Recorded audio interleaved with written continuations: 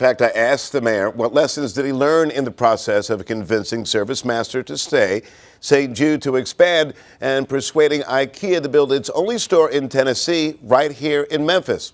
While those might be some of the most celebrated victories of his first year, the mayor also told me that retaining police officers, yes, he said retaining police officers, was one of his top accomplishments.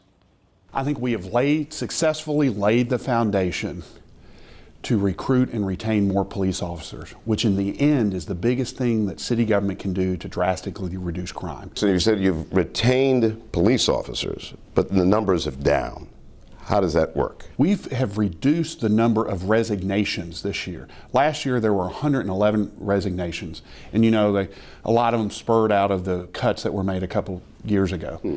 The resignations now are down under 70. So we have successfully reduced that attrition. Now we have to combine it with increasing recruitment of new officers. You had some big accomplishments with ServiceMaster, St. Jude expansion, businesses like IKEA coming to town. Tell us about the ones that got away, any disappointments and any lessons learned. Before I took office, I really thought that our tax rate was the #1 factor in where companies go.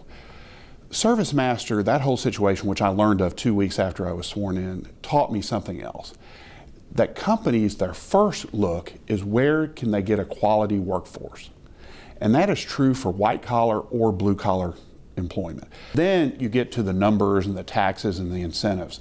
So what we really have to do more of in Memphis is create a workforce that white collar and blue collar employers want to come to, which is why Workforce Investment Network and workforce development is so important.